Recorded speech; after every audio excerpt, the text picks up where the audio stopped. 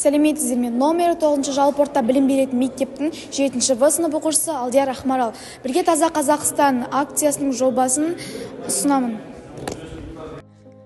Таза қала сізден басталады. Қаланың тазалығы оның тұрғындарының мәдениеті мен жауапкершілігінің айнасы.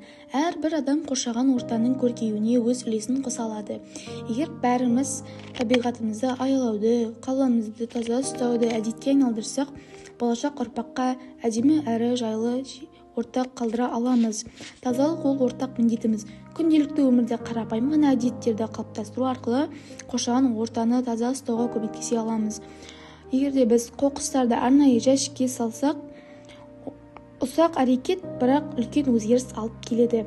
Көшедегі табиғат аясында тазалық сақтау өзімізге деген құрметті білдіреді. Экомәдениет отбасымызға, достарымызға үйрету ол болашақтың қамы. Таза қала жай мемлекеттік мекемелердің жұмысы емес, ол әр тұрғынның саналы әрекетінен басталады.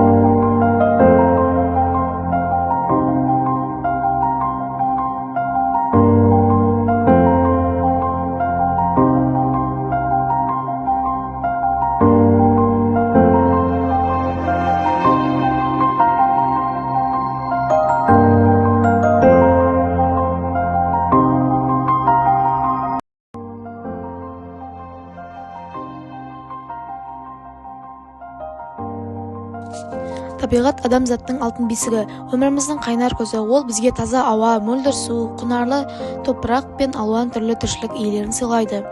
Табиғатсыз тіршілік мүмкін емес, өйткені біздің денсаулығымыз, тыныштығымыз және рухани тепе-теңдігіміздің кепілі.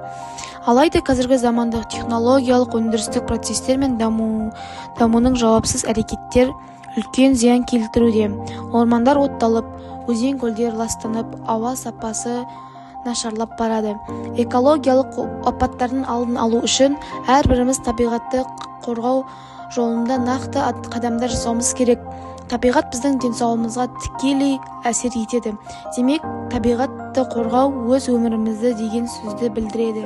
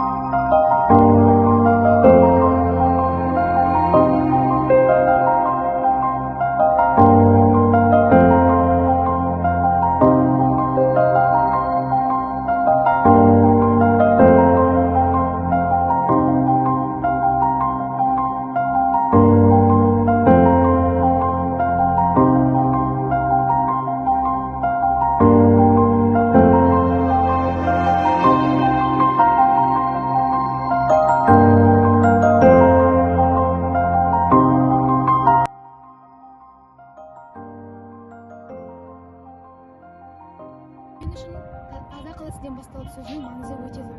Себебі қазіргі таңда осындай қоқыстардың кесірінен қаламыз ластануда. Табиғат сіздің қолыңызда, ал таңдау сізде.